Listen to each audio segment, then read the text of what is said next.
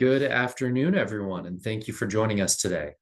We will give folks just a few additional moments to get squared away with their audio and video, and then we will begin.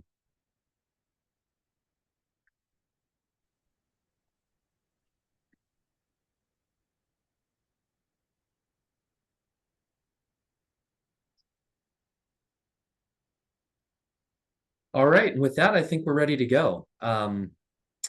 Good afternoon, all, and good morning to our folks out on the West Coast. And thank you for joining us for our September Leadership Council networking meeting. I almost said issue committee meeting because we have quite a few issues to discuss with you all today. Before we get there, we have a few brief asks. The first is that you keep yourself muted for the duration of our briefing today.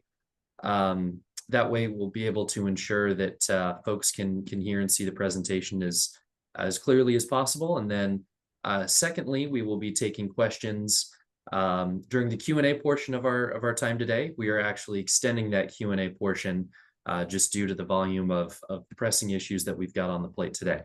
During that time, you can either submit your question in the chat feature of the Zoom, and we otherwise ask that you keep that chat feature free of other comments.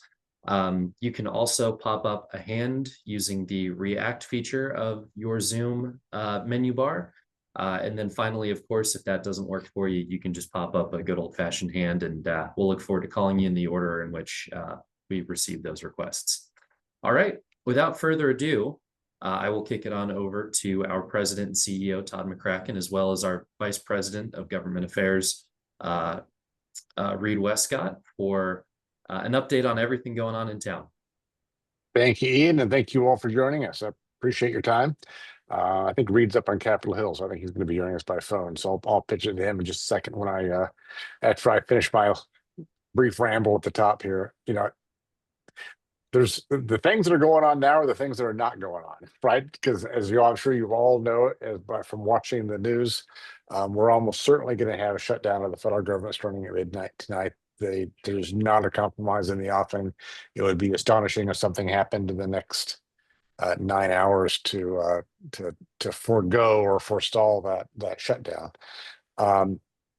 So, and moreover, it's not clear what the end compromise may be. So I fully expect this will go on for a while.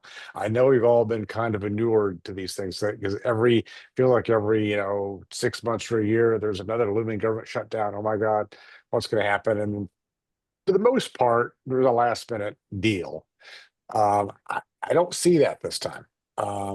And so for those of you who are federally, adjacent, you have government contracts, maybe your clients have government contracts, maybe your business is near a federal facility of some kind, and so you get business from it. It's going to be a slow period, I think. And we have continued to advocate for policies that help small companies in these environments, because you all know when in years past, and it might not be the way to do it this time, but I expect it will. But in years past, when the government gets back online again and they approve funding, the employees who were furloughed, they wind up approving their back pay, so they're made whole, so they don't lose income. That is not true for small contractors. For the most part, the work and the business that you're not doing while the government shut down, you don't get paid for it. That's just the way it is. And we've worked on legislation in the past to fix that. It hasn't passed, but this gives us another opportunity to bring that to the fore and make that more of a norm as well, especially for small companies that are primarily federal contractors. So that's kind of where that stands. I'll let Reed in a second sort of give some more color on where it might be going and how this is developed, what some of the sticking points are, what the Democrats and Republicans each are asking for as part of the deal. The other thing that's happening that's also a thing that's not happening is the Small Business Innovative Research Program, so-called SBIR. Its authorization also expires at midnight tonight. And while the House of Representatives, under unanimous consent, approved a 1-year extension of that program as is, the Senate is unwilling to accept that. And there was a little bit of a debate on the Senate floor earlier today, where each side objected to the other's proposals for how to move ahead. And so the SBIR program is also going to sunset tonight. Now, again, that's not a spending program per se in the sense it's an appropriation. It's what the SBIR does is it requires a fixed percentage of federal R&D be set aside for small companies. So it's not new money. It's not additional money the government wouldn't have been spending. It's just making sure that big companies and universities don't gobble up all those monies, because we found that the small companies are much more innovative and productive and are able to commercialize that technology and provide a better good for the federal government than the big companies and the universities do. So that's why it exists. And it's not going to exist for much longer. The interesting thing is, of course, if the government shut down, there wouldn't be new money's going out the door anyway. So in some sense, while the government shut down, it kind of doesn't matter that SBIR is not approved because there wouldn't be SBIR. But when the government gets back up again, unless there's a compromise, SBIR is going to stay shut down. So that's where that stands. And another thing I just want to bring your attention, I mean, in case you haven't noticed it, again, these are all things that may or may not affect you depending on where your business is and what kind of how you do business. The other thing I would call your attention is the changes to the H-1B visa program that the administration announced about 10 days ago. So if you use high-tech foreign workers, you bring people over specifically for that one visa program, there are new fees that are $100,000 per worker to do that, which pretty much shuts the door on small companies being able to use that program. It pretty much restricts it to some of the big tech companies that also use it. We've already been calling for that program to be opened up because there's so much lead time. There's a fixed number of visas that are available, and the big companies tend to gobble them up anyway. So it's not a program that has worked as well as it could for small business anyway. So we've been calling for it to be changed so the deadlines are different for small firms, and there's sort of a tranche of those visas that are allowed for small companies. But all that advocacy, so long as the fee is $100,000 a year, is sort of a distinction without a difference, because it's not going to be very accessible to small businesses, even if we make those additional reforms. So those things are going on that we're working on right now to try to get fixed and stabilized for everybody. But Reed, do you have any comments on specifically what may be happening with the shutdown itself and why there's this kind of intransigence on each side and what each side is looking to actually get out of this? Yeah, absolutely happy to jump in here. Todd, thank you so much for the introduction, and my apologies to everybody. Like Todd mentioned, I am running around today in between meetings with folks in both chambers of Congress to talk about the handful of issues that we've discussed already. So I do apologize for not being on camera. So the little bit more background on the shutdown that we are facing right now. So the shutdown was provoked largely because while the House has passed what they're calling a clean 1 year continuing resolution, or sorry, a clean continuing resolution, which has no additional policy riders on it, essentially just continuing funding the government at current appropriated levels. The folks over in the Senate are less inclined to take that up. So the House being a simple majority body, it's a lot easier for them to just move things when they have control, when Republicans have control of the chamber or Democrats have control of the chamber. They are much more they're much more easily able to effectively move things across the finish line in the House. When you get over to the Senate side, just to make sure that you can end debate, it's you have to get a 60 vote margin so you can invoke cloture and end debate on an issue so you can proceed to a vote. One of the issues that we're having here is that while Republicans do have control of both chambers nominally, they do not have enough seats in the Senate to actually overcome a filibuster and end cloture, or invoke cloture and end debate on a particular piece of legislation. So one of the issues that we are running into here is that Democrats are unwilling to provide the requisite, I believe it's 7 votes that are needed over on the Senate side to end debate on this and proceed to a vote on the clean CR. So the impasse right now is over a handful of things. So Nominally, what is being pointed to is Democrats unveiled a counter proposal a few weeks ago that suggested that in return for not a longer CR, but only a 7-week CR, that Republicans would have to accede to Democrats' desires to roll back a lot of the healthcare changes that were made as a part of the One Big Beautiful Bill, and then also to permanently extend the Obamacare premium tax subsidies that are set to expire at the end of the year. That is something that I think on a lot of fronts was a non-starter for Republicans. They're largely unwilling to make substantive changes to the legislation that they just passed under reconciliation to get a lot of the president's agenda through. And then while the Obamacare tax credit issue is a serious thing that is going to be talked about quite a lot here in Washington, I think the immediate desire to get that done may be what's kind of pushing folks back here. Republicans are not fully aligned on the need to extend those yet, although there are a lot of folks who do believe in the extension of it in the Republican conference. It is far from universal. The thing to keep in mind here is that at the end of the day, it is still a tacit note of support for Obamacare, which is something that Republicans have spent the better part of the last 2 decades fighting. So that's sort of the public rationale for what's going on here. Republicans say that they have passed a clean CR funding the government at previous Biden administration funding levels, and Democrats are unwilling to take that. Democrats came back with a counter proposal, and that was unpalatable to Republicans. So that's kind of where we sit. Moreover, the Democratic proposal, should it even gain traction in the Senate, which it is unlikely to, it wouldn't be able to move in the House because Democrats wouldn't be able to muster the sufficient votes to get it over the finish line over there. So effectively, that proposal is dead as well. The reality is a little bit more complicated than that as well. So I think one of the things to think about here is that there are not just the dynamics that have been expressed publicly, but there are also behind the scenes dynamics going on here. One of the big things is that back in March, there was another continuing resolution that was passed, and Democratic leader Schumer over in the Senate allowed his folks to vote for that without much resistance. And that deeply upset a lot of the progressive base. And so Senator Schumer faced a lot of pushback, both internally and externally for doing that, with some folks going so far as to threaten primary challenges or at least talk about primary challenges to him, which is a really remarkable thing when you think about the fact that he is both the senior senator from New York, I believe the longest serving senator from New York, and the party leader for the Democrats in the Senate. So he's in a precarious place here where his back's kind of up against the wall, and he's between a rock and a hard place. I think the general consensus here is that he would probably rather not have a shutdown. A shutdown empowers the president to take a lot of unilateral actions that may be a little bit more damaging to the political preferences of Democrats than they are to Republicans.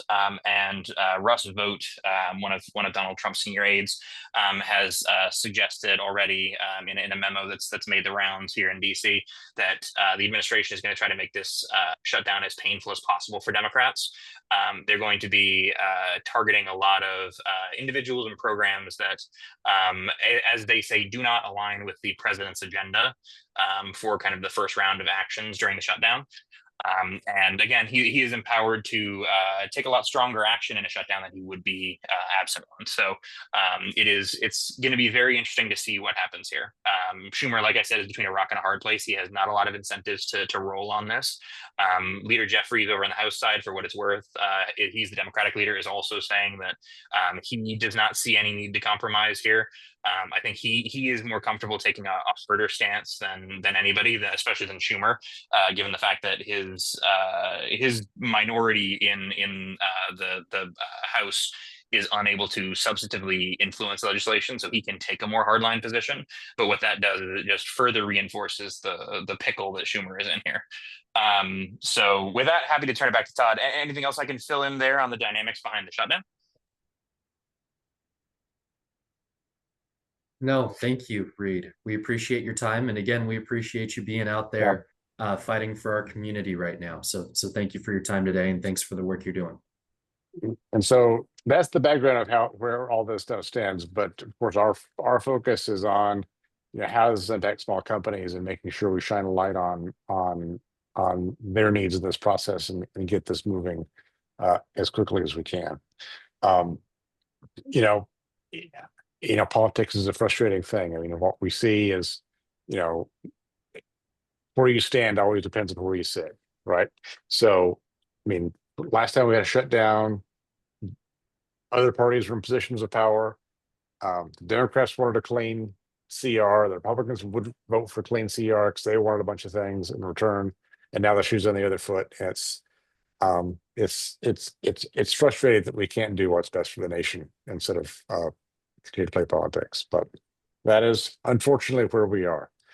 And same with the SBIR program. Frankly, there are very few more popular programs uh, in government than the SBIR program. But they can't seem to get it passed because everyone wants something a little bit different for some constituent or donor or somebody. Because the program is so popular, they feel like they can make demands and hopefully get rewarded for it. So we'll continue to do our best to move that forward. I think eventually we'll get something moving forward, but it's unclear at this moment in all candor what that will be. Todd, thank you for your insights here today. And again, thank you to Reed. While we have you for just a few additional minutes, Todd, before you hop into meetings where you continue to fight for us as well, we would love to get your insight on a few items. Let's see here. The first question that we'll take, we got a question from AJ Lewis and a question from Dr. Whitney Colella. And they are basically asking about what's next for SBIR companies. The first question is, what are the next best steps to get SBIR back online as quickly as possible? And the second is, do we have or has there been any published guidance for companies working with grant recipients or others within the SBIR atmosphere? With the lapse of funding. No, there has not been any guidance coming from the government yet. We are going to be talking to the administration about how it can continue once government funding gets back up, because there are some things potentially the administration could do through executive action. We have no idea if they're willing to do any of those things, or if they could. It also opens the door to other actions that we might not think are good changes to the SBIR program. So all of this is fraught with some level of risk. I would just urge everybody to sort of to stay tuned. And the best thing I think people can do right now is contact their senators and let them know how important this is, and then we need to get off the dime and get it reauthorized for another year. The House unanimously, on a bipartisan basis, approved a 1-year extension of the Small Business Innovative Research Program while some of these things get negotiated out. We think that's completely a reasonable approach, and we wish the Senate would just follow suit and do that. And so I would urge everyone, we have actions on the website you can follow, but a personal phone call and letter probably is even more effective to ask specifically that of your members of the U.S. Senate. Thank you, Todd. Do you have time for one final question? Sure. One final item that we will hit. We had a question submitted the other day regarding CTA. Do we have any actionable updates on CTA? We don't. We still have not heard from the Court of Appeals. I think they feel that since there's been executive action to essentially exempt all domestic companies from the CTA, they feel no urgency on sorting through these legal issues. We are right now trying to get legislation to codify the executive order that exempts domestic companies from the CTA, because, as you all know, executive orders tend to be somewhat temporal. So when there's a new administration, or even within this administration, theoretically, that order could be changed to say something else, to begin to include other companies. They don't carry the force of law in the same way that a congressional action does. So we're trying to get Congress to codify it. We actually have specific language we already have. We're actually talking to a few offices about introducing and getting it moving forward. So that's the only real update, but it's not really substantive yet because nothing's actually happened. Great, thank you, Todd. We will continue with our Q&A here.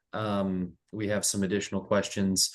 A question for the team: what might be the first initiatives the president asserts, assuming the shutdown takes place? I can field that a little bit. Yeah. Don't have full visibility into the president's plan going forward and how he would use the shutdown, but he has stated already that he's interested in potentially permanent layoffs in the federal government and picking up on some of the work that was done earlier this year in terms of reducing the workforce in government. Yeah, thank you, Jack. And Molly, since we've got you here as well, and you were our head lobbyist during one of the previous shutdowns, can you shed a little light into what it typically looks like, not only within the federal government, but as the shockwaves kind of resound throughout the country, in the first couple of days, first week, and how things can change based on the duration of the shutdown? Sure, it's really an interesting question you ask, Ian, because I was talking to a reporter earlier today from CNBC, and she's doing a piece on, how has it been doing business this year? And I reached out to several people, and almost all of them said, the first half of 2025 was really slow. But in the last couple of weeks, things have been looking a little bit better. I certainly think that there's been a boost of confidence with the tax bill. I think that certainly has helped. So this is coming at a really bad time, which everybody knows. I mean, a government shutdown, there's never a good time for it. I think in the first week, we're going to see people just kind of waiting. I suspect there's not going to be, even if you do business with a larger company, if you don't directly do business with the federal government, if you're not in federal procurement, if you do business with a bigger company, you're going to see potentially some slowdowns in terms of moving forward with business plans. I think people are going to, kind of tighten belts and not move for any major growth strategies right now. If you happen to live near Yellowstone or any other of our wonderful national parks, I think you're going to see those businesses are impacted significantly. I mean, this is still a pretty high tourist season, so I think those businesses, whether you're a hotel, restaurant, giving Bronco tours in Moab, whatever it is, I think you're going to see that business slow down. So I think, the first week, I don't think people are going to feel the direct pinch, but I think depending upon how long it goes, it could get a bit uncomfortable. And the growth that people have been reporting to me in the last couple of weeks, I do fear that could come to a pause sooner than later.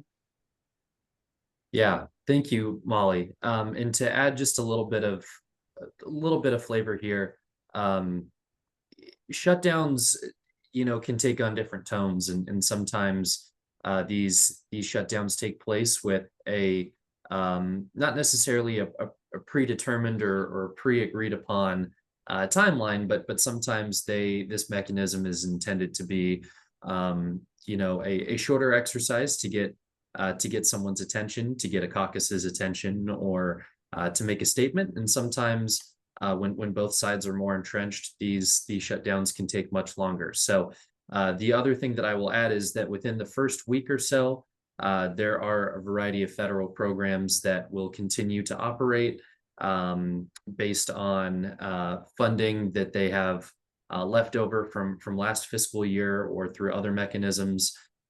So that could provide some relief, but at the same time, if this is an issue or a time in which there's a bit more intractability, then we will see more and more functions beginning to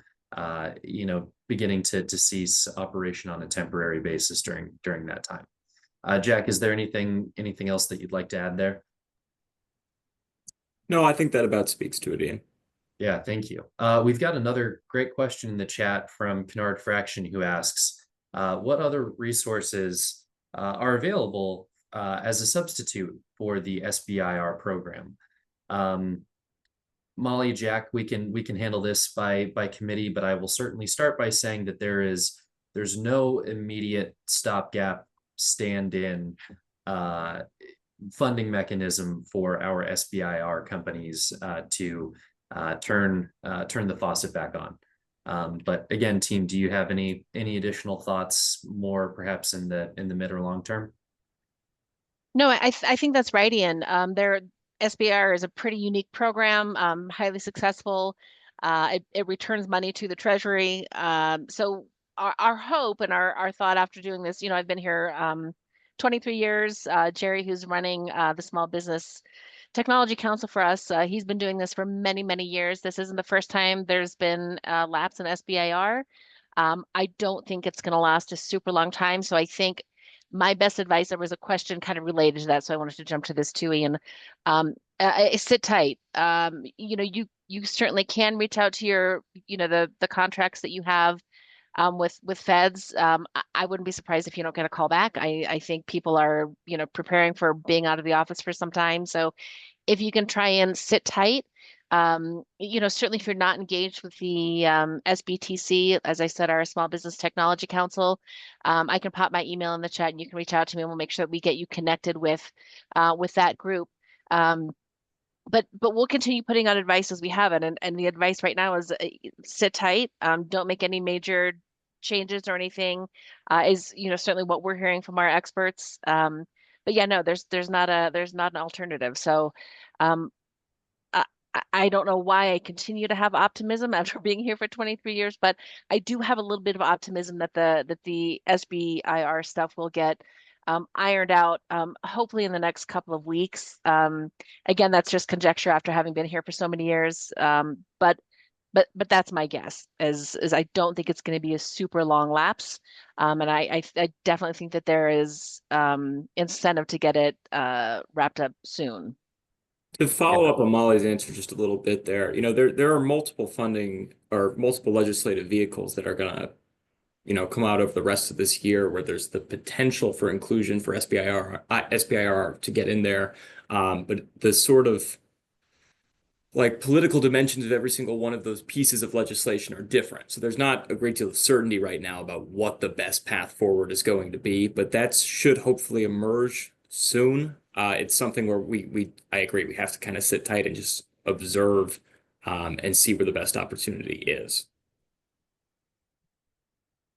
Yeah, thank you, Jack. And some folks are pointing out in the chat that depending on your specific industry or your specific niche, that there are different funding mechanisms, and that is certainly the case. And we will be working, as Reed mentioned, with the administration, as well as working our strong relationship with the Small Business Administration to identify workarounds and relief while we get a more structural solution put in place.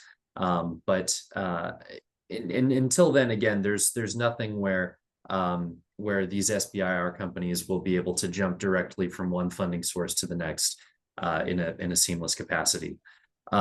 Jack, I'm putting out a final call for questions in the chat. While I do that, can you take in the comment from AJ Lewis in the chat? Well, I'm reading that, and I believe what that is that SBTC just put out a bit of an update relative to SBIR, and I believe that is just posted in the chat, the whole message there. And yeah, I mean, I would echo what's in there.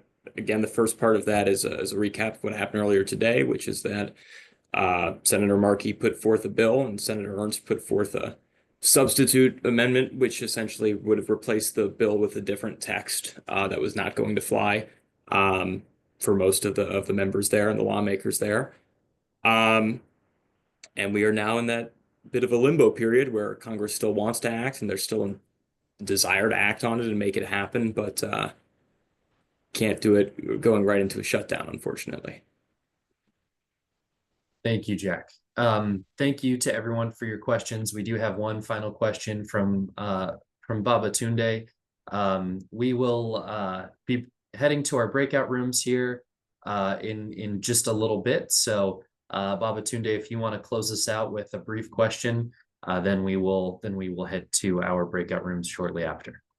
I just have an announcement. Like, if the SBIIR gets shut down, the various programs that are available for entrepreneurs or graduates of any level through their local SBD centers. In the city of Columbus, there's an SBD center at the Columbus State Community College, which allows individuals who are in school or who have graduated with an associate's to carry out different activities related to their business financed by the SBDC. Yeah, So thank there's you. always an opportunity for anyone. That's my Yeah, and announcement. thank you for, Yeah. for plugging there. That might not necessarily be able to replace some of the funding that SBIR companies will be losing, but you certainly point out that there's a Definitely, but it's really a start. robust ecosystem, yeah, around the small business community that still exists through local and federal chapters of small business development programs. So thank you for the comment there. All right, with that, I think we are ready to stop our recording.